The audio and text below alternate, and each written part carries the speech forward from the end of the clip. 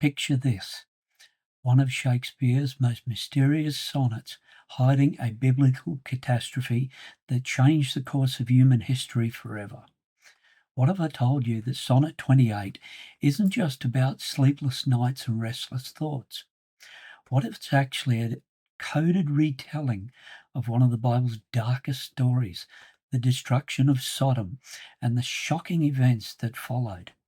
Today we're going to dive deep into the Aramaic and Hebrew texts that reveal a connection most people have never seen before.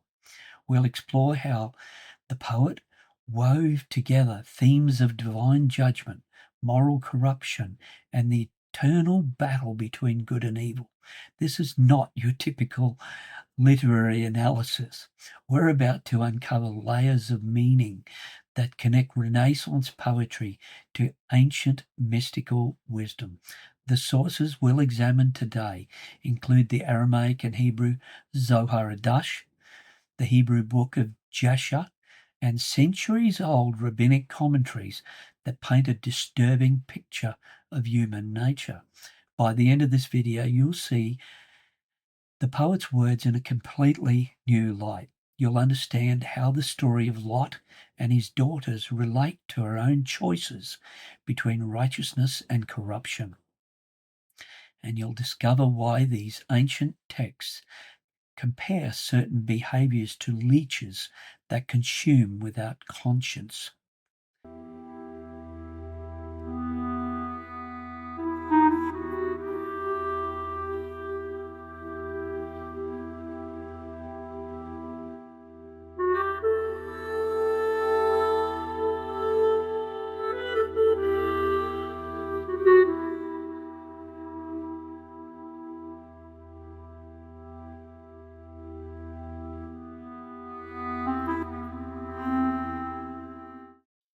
I'm Dr. Peter D. Matthews. Welcome to this lecture. Let's start by reading Shakespeare's Sonnet 28 and then break it down line by line through this biblical lens. How can I then return in happy plight, that am debarred the benefit of rest, when day's oppression is not eased by night, but day by night and night by day oppressed, and each, though enemies to either's reign, do in consent shake hands to torture me, the one by toil, the other to complain. How far I toil, still farther off from thee. I tell the day to please him, thou art bright, and dost him grace when clouds do blot the heaven. So flatter I the swart complexioned night, when sparkling stars twine not, thou guilest the heaven. But day doth daily draw my sorrows longer, and night doth nightly make grief's length seem stronger. The sonnet opens with themes of restlessness and judgment, much like the divine unrest that preceded Sodom's destruction.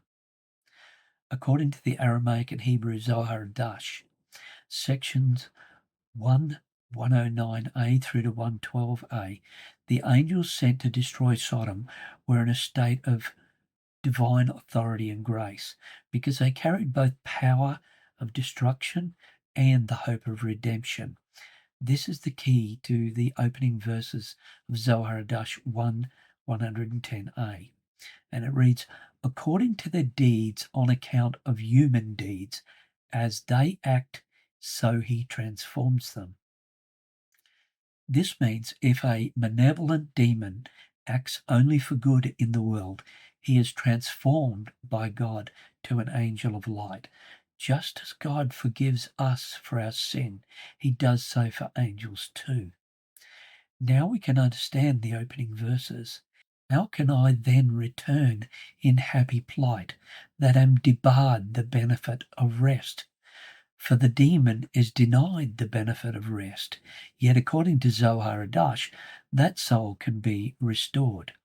However, if they continue their role as malevolent demons, they will continue an eternity.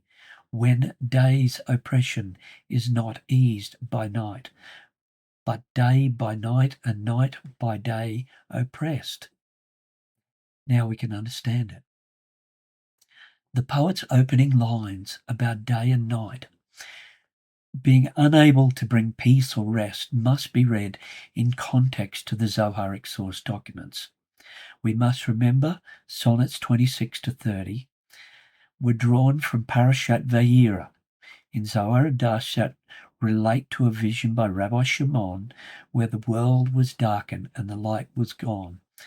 We were overcome with darkness because the righteous, or the Lamed Vav, who underpin the world with prayer, praise, and meditation under God, were gone. This is our final opportunity to accept salvation and conquer the evil impulse.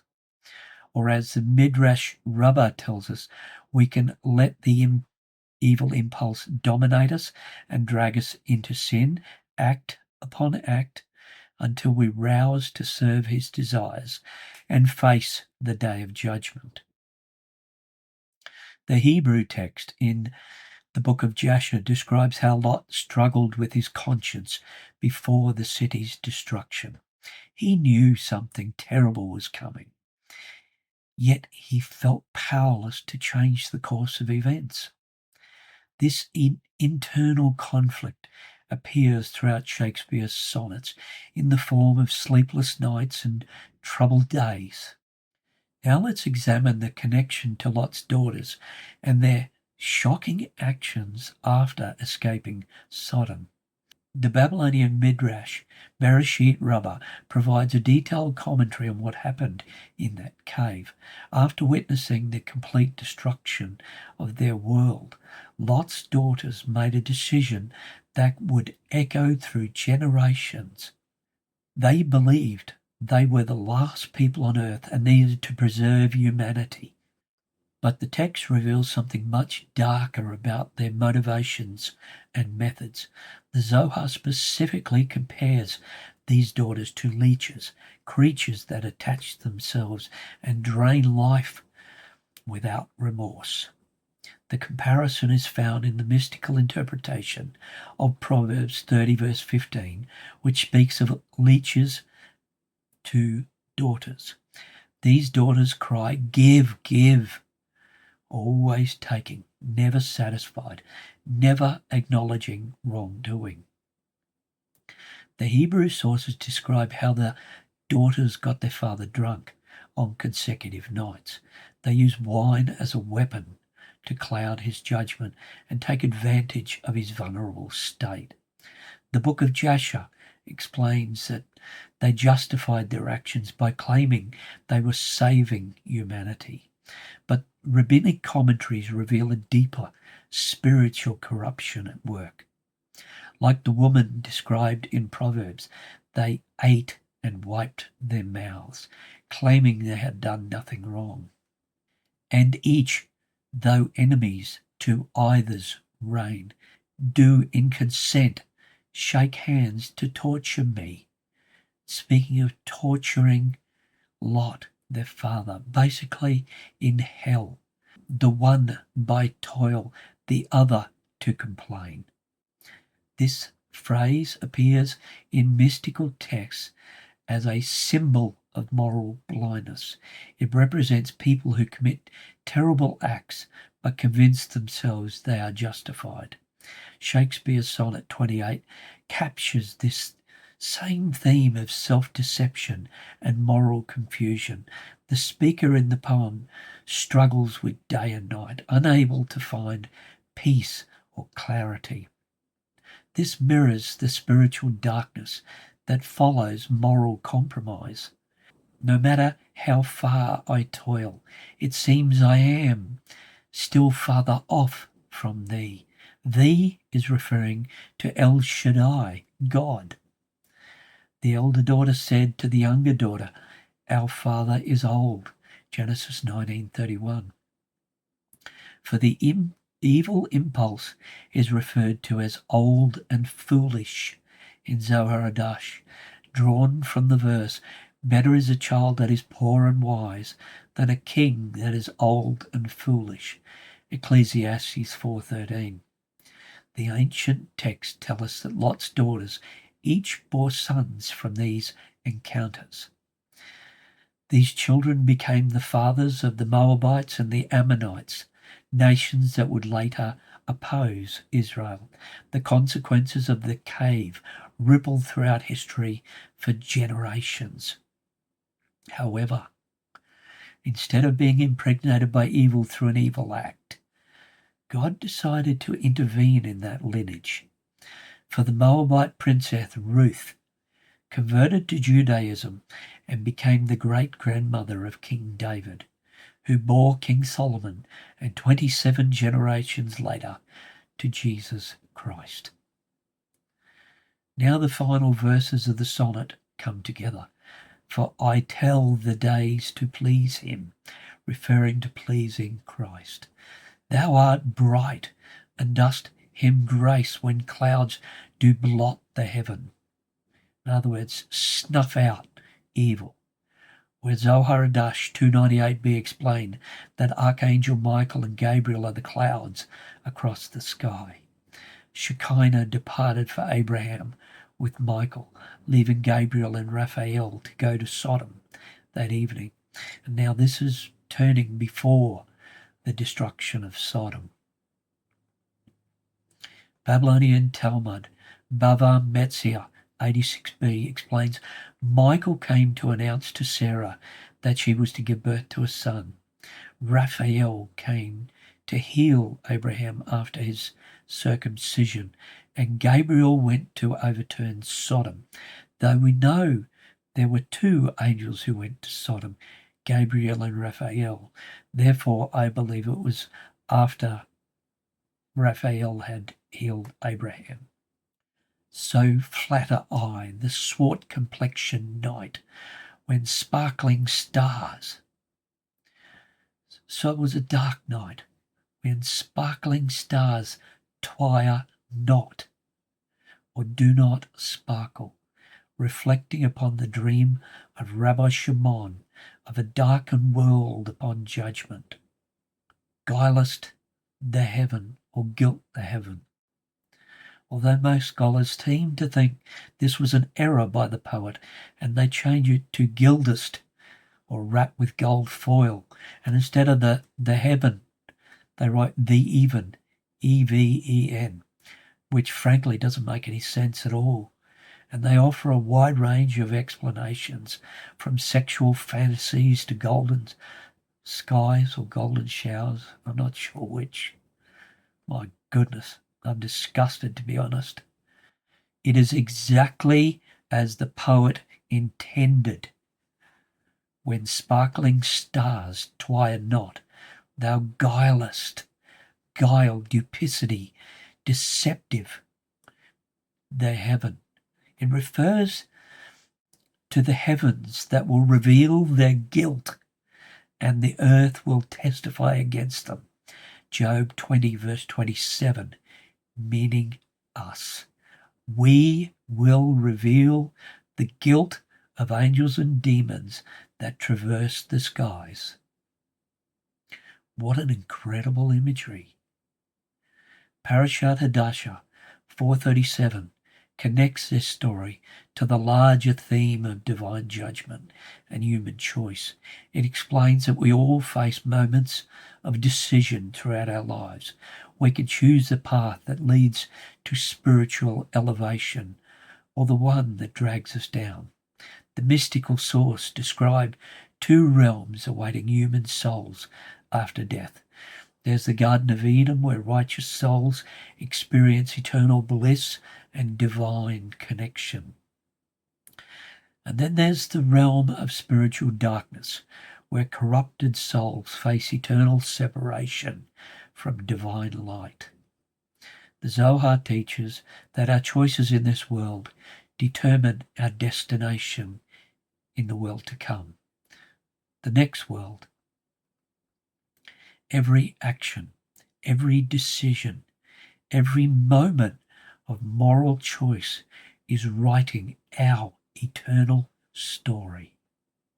Lot's daughters made their choice in that cave, believing they were acting for the greater good. The hot fuzz metaphor becomes ironic. The good produces evil. But the Hebrew texts reveal they were driven by the same selfish desires that destroyed Sodom. They took what they wanted and convinced themselves it was righteous. The leech comparison becomes even more powerful when we understand its mystical meaning. Leeches attach to their host and drain blood without the host's awareness or consent. They represent spiritual parasitism. Oh, struggle with that word. Parasite, taking life force while giving nothing back. The daughters attached themselves to their father's weakness and drained his dignity. They used his love for them and his confused state to serve their own purposes. Shakespeare's sonnet expresses the same kind of spiritual vampirism in poetic form.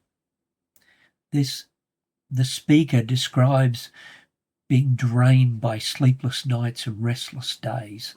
There's a sense of something feeding off his peace and consuming his rest. The ancient commentaries warn us about this pattern in our own lives. They teach that moral compromise always starts with small justifications.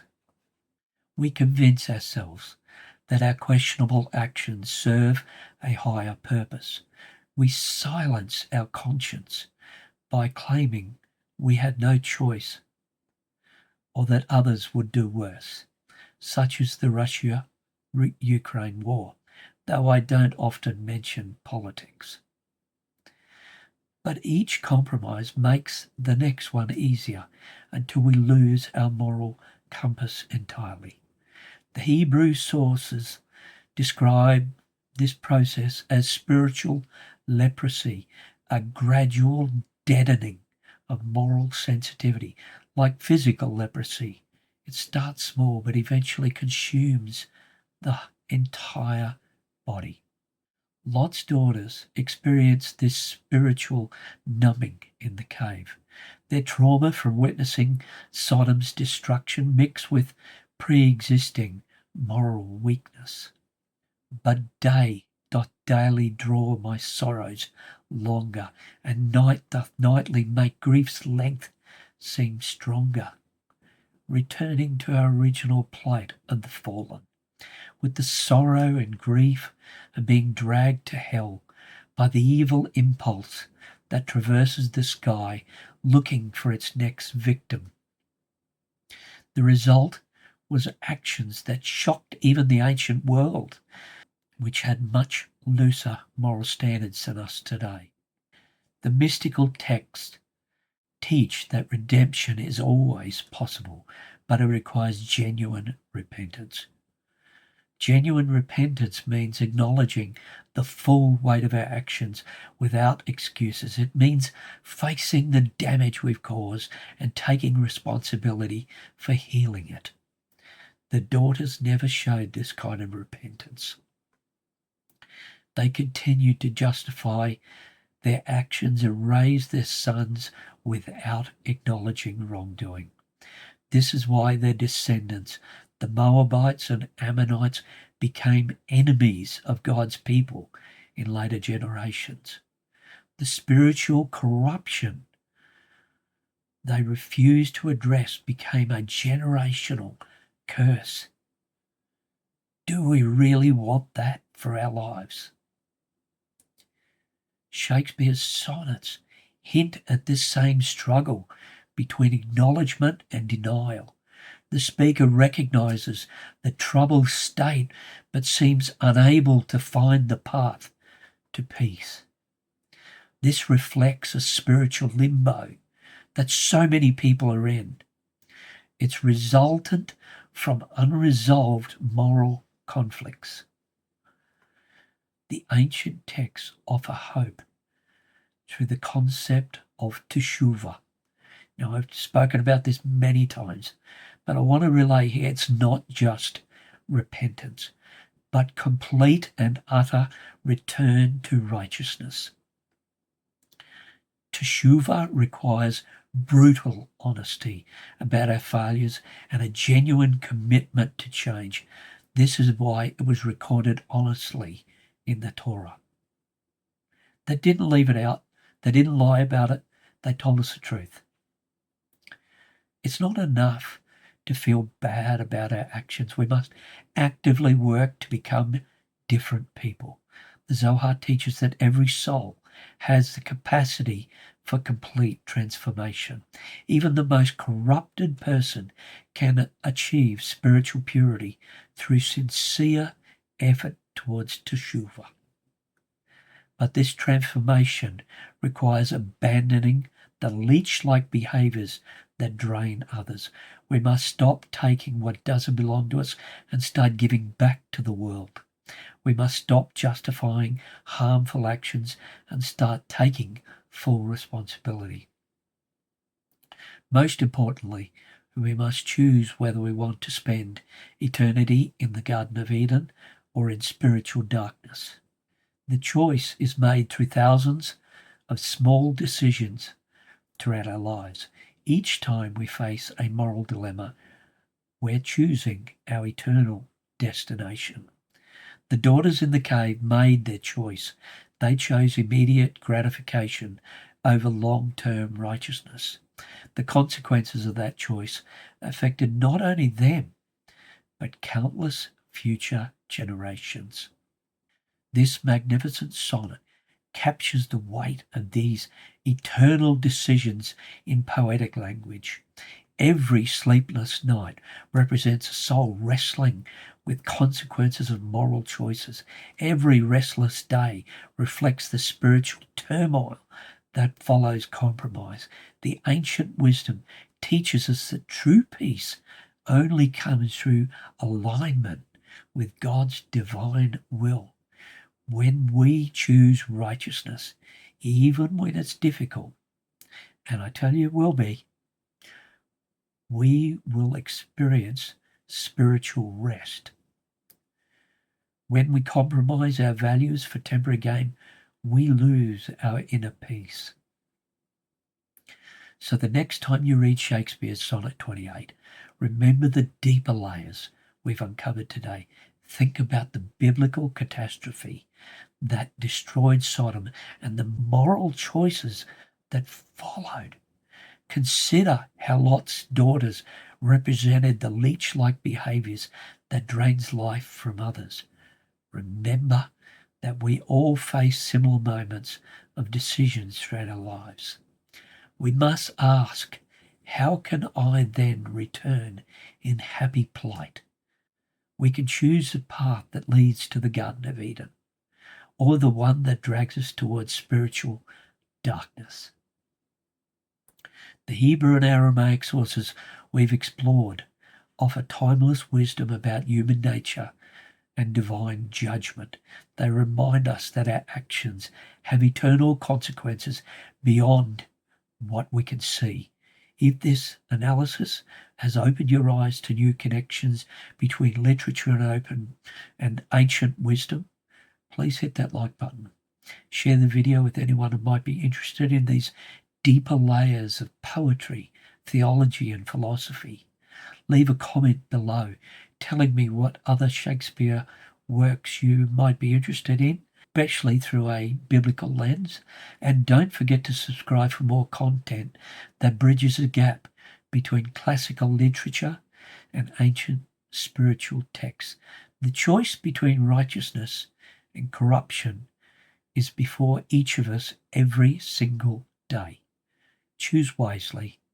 Your eternal destination depends on your choice today, tomorrow, and the next day.